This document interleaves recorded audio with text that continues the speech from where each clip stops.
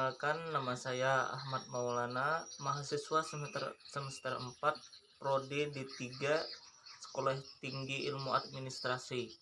Pada hari ini saya akan mewawancarai narasumber yang bernama Nur Anissa dari Sekolah Tinggi Ilmu Al-Quran tentang manajemen sains komputer. Berikut pertanyaan tentang manajemen sains komputer, persepsi beliau tentang komputer, internet, dan medsos dari aspek baik dan buruknya saat ini terhadap kehidupan sehari-hari. Oke, baiklah. Sebelumnya terima kasih kepada Saudara Ahmad Maulana yang mempercayakan kepada saya untuk menjadi narasumber pada hari ini. Jadi saya akan menjawab pertanyaan tentang aspek baik buruknya tentang komputer, internet, dan juga media sosial. Jadi yang pertama, aspek positif atau baiknya dari komputer, internet, dan juga media sosial adalah terletak pada sektor pendidikan, yang mana guru atau juga dosen bisa memanfaatkan platform tersebut untuk kegiatan belajar yang sekarang ini yaitu pembelajaran daring.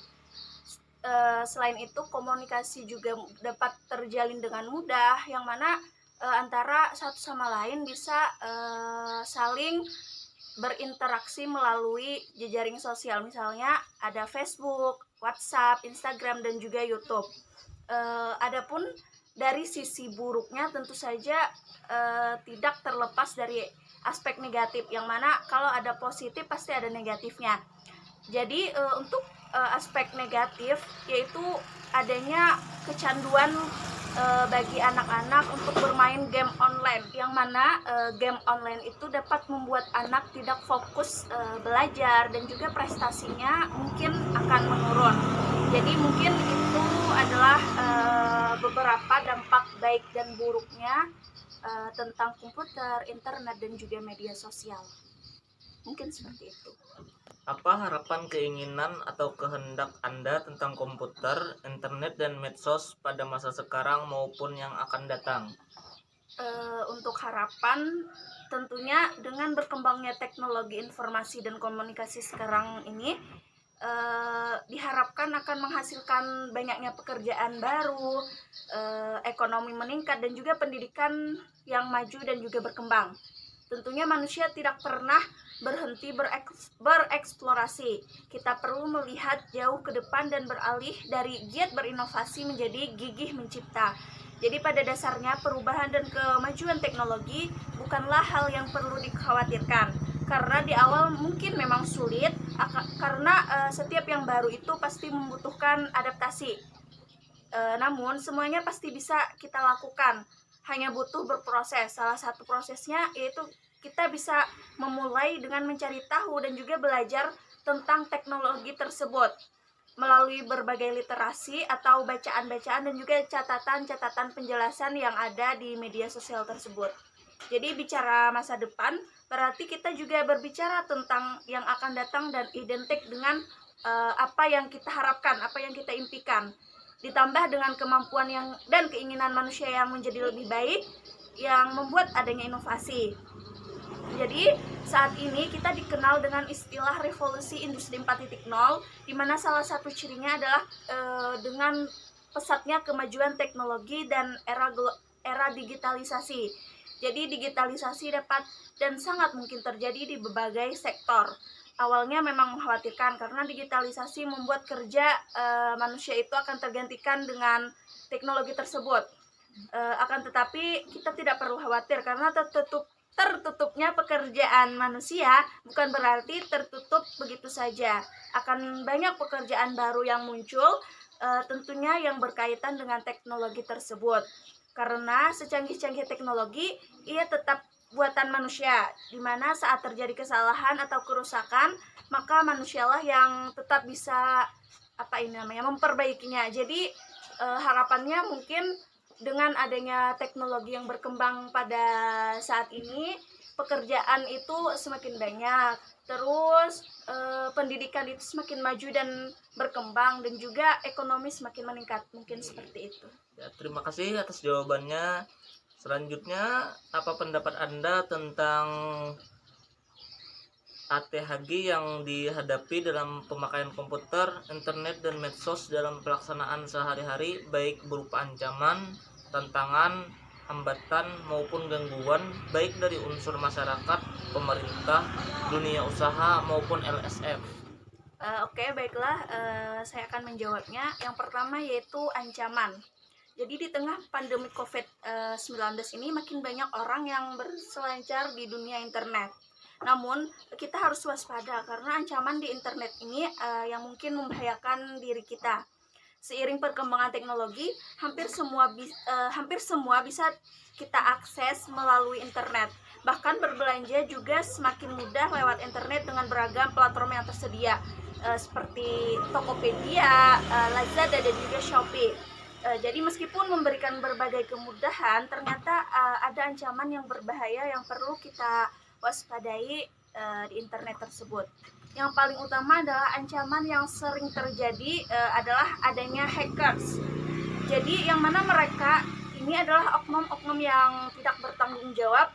Tanpa pengetahuan kita, mereka bisa melakukan apa saja yang termasuk mengakses data di komputer ataupun di internet dan juga di ponsel kita. Hacker ini juga dapat menyerang situs tertentu dengan mengirimkan banyak permintaan sehingga dapat membebani atau merugikan si pengguna internet tersebut. Mungkin itu adalah beberapa ancaman dari komputer, internet, dan juga media sosial. Selanjutnya adalah tantangan.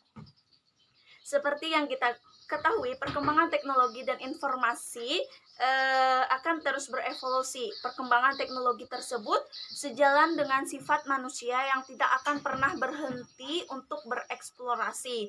Hal inilah yang akan membuat banyak perubahan dalam hidup bermasyarakat, mulai dari budaya, kebiasaan, hingga teknologinya. Jadi dalam menghadapi revolusi industri sekarang ini, kita harus dapat memahami dinamika atau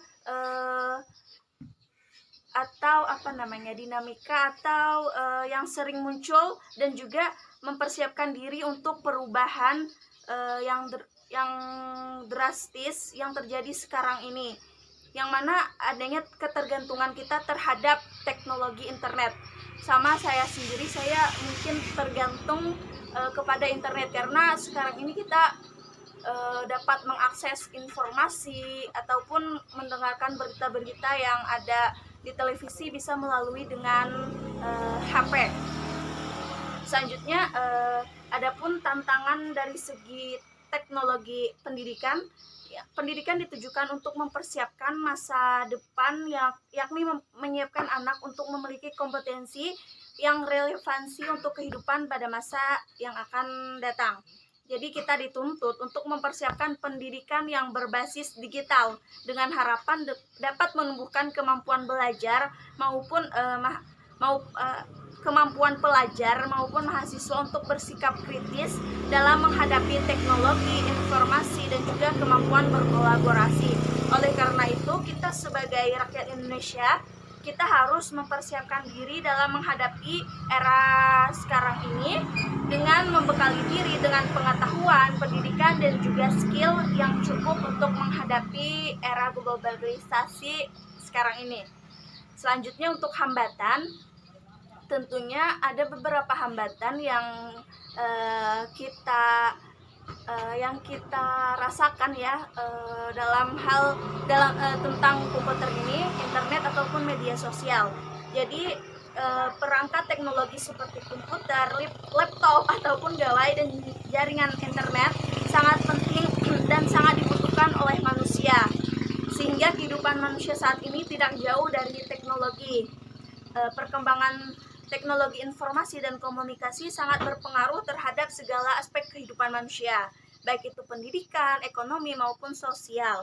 Jadi, adapun hambatan dari sektor pendidikan adalah adanya suatu keharusan bagi peserta didik dan juga pendidik untuk bisa menguasai dan juga memanfaatkan teknologi informasi komunikasi untuk kegiatan pembelajaran. Yang mana hambatan lain adalah terbatasnya kuota internet. yang untuk pembelajaran, karena di setiap jenjang pendidikan terutama di perkuliahan sendiri sudah mengharuskan kita menggunakan aplikasi yang mungkin akan menguras kuota internet seperti YouTube, Zoom, Meet, dan juga yang lainnya. Bukankah platform tersebut kan menguras kuota? Jadi akan tetapi di sini kami sebagai mahasiswa sangat diuntungkan dengan adanya bantuan kuota internet. Tapi mungkin itu juga tidak mencukupi apa yang kita inginkan. Selanjutnya, adapun dari hambatan dari sektor perekonomian adalah kita sebagai manusia harus bisa menciptakan ide-ide kreatif dan juga berinovasi dalam dunia bisnis. Karena jika hal demikian tidak ada dalam diri manusia, maka ia akan tertinggal karena semakin besarnya, semakin pesatnya perkembangan di dalam dunia bisnis. Contohnya di online shop, karena sekarang ini banyak banget online shop yang kita temui. Dan juga kalau kita tidak bisa mengeluarkan ide-ide kreatif dan juga berinovasi, maka kita akan rugi, kita akan tertinggal daripada mereka yang mungkin idenya kreatif, menarik, yang dapat menarik pelanggan untuk membeli produknya. Selanjutnya, hambatan dari sektor sosial, kita sebagai pengguna internet harus bisa memfilter, menyaring apa saja yang masuk atau informasi atau berita yang masuk ya ke ponsel kita. Misalnya berita hoax. Karena berita hoax kan, jadi kita harus meninggalkannya, kita harus menghindari adanya berita hoax agar tidak terjadi baik itu fitnah ataupun yang lainnya. Yang terakhir adalah gangguan. Untuk gangguan internet atau komputer atau media sosial, yang paling utama adalah menurut saya kecanduan. Kenapa demikian? Karena baik anak-anak, remaja, dewasa, ataupun orang tua sekarang ini tidak terlepas dengan yang namanya handphone. Jadi ya memang sih sulit untuk melepaskannya dari kehidupan sehari-hari. Akan tetapi kita sebagai orang yang berpikir, kita harus bisa memilih mana yang baik dan juga mana yang buruk. Mungkin seperti itu ancaman, terus tantangan, hambatan dan juga gangguan komputer, internet dan juga media sosial. Ya, terima kasih. Selanjutnya pertanyaan, apakah sumber biaya pemakaian komputer, internet dan media sosial yang dipakai narasumber sehari-hari selama ini cukup, dan bagaimana mengatasi kekurangan biaya? Tentunya untuk sumber daya kuota sebenarnya belum cukup, tapi karena saya tengah berada di semester akhir, jadi keperluan kuota internet itu tidak terlalu ada lagi, karena kami mata kuliah tidak ada dan juga tugas-tugas pun tidak ada. Mungkin berbeda halnya dengan semester-semester yang ada di bawah saya, mereka banyak tugas dan juga pembelajaran daring menggunakan media sosial seperti Facebook, WhatsApp, dan juga Zoom, Meet, dan juga yang lainnya. Mungkin itu akan menguras banyak kuota. Jadi untuk mengatasinya adalah yang pasti dengan menghemat kuota, menggunakannya pada saat jam-jam belajar saja, tidak yang lain, atau keperluan-keperluan yang mendesak lah. Jadi sarannya gunakan media sosial, internet dan juga komputer dengan sebaik-baiknya. Selanjutnya, sektor apa yang patut dibanggakan saat ini dari hasil pemakaian komputer, internet dan media sosial yang sudah ada menurut Anda? Yang perlu dibanggakan mungkin dari sektor pendidikan. Dengan adanya internet dan juga komputer dan juga media sosial akan memudahkan kita sebagai pelajar ataupun mahasiswa-mahasiswi untuk mencari informasi dan juga mencari bahan untuk mengerjakan tugas, mengerjakan skripsi dan juga yang lainnya.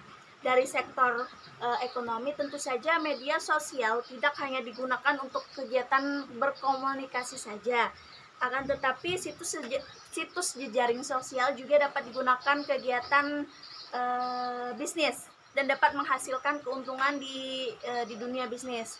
Dengan memanfaatkan media sosial sebagai sarana komunikasi tanpa batas waktu dan ruang, situs jejaring sosial ini yang paling sering digunakan adalah WhatsApp, Facebook, YouTube, Instagram, dan juga lain-lain untuk kegiatan online shop atau apa namanya, jual online apa sih? All shop. Gitu. Yang pada akhirnya dapat meningkatkan keuntungan dari penjualan produk yang dijual. Yang terakhir yaitu dari sektor sosial. Jadi dengan adanya komputer, internet, dan juga media sosial, tentunya masyarakat akan lebih mudah berinteraksi dengan sesama. Bahkan tidak hanya mendengarkan suara, kita juga bisa melihat langsung orang yang sedang kita diajak lawan bicara. Jadi masyarakat bisa memanfaatkannya sebagai ajang menjalin silaturahmi, yang mana situs jejaring sosial yang dapat digunakan seperti WhatsApp, Zoom, Meet, dan juga yang lainnya. Mungkin seperti itu. Terima kasih kepada beberapa jawaban dari Nur Anissa. Jadi kesimpulannya, internet, komputer, dan media sosial itu ada dampak baik dan ada dampak buruk, tergantung dari kita yang memfilternya mana yang baik dan mana yang buruk. Ya, demikian wawancara pada hari ini. Terima kasih kepada narasumber Nur Anissa. Demikian wawancara pada hari ini. Terima kasih kepada narasumber Nur Anissa. Wabillahi taufik wal hidayah. Assalamualaikum warahmatullahi wabarakatuh. Waalaikumsalam warahmatullahi wabarakatuh.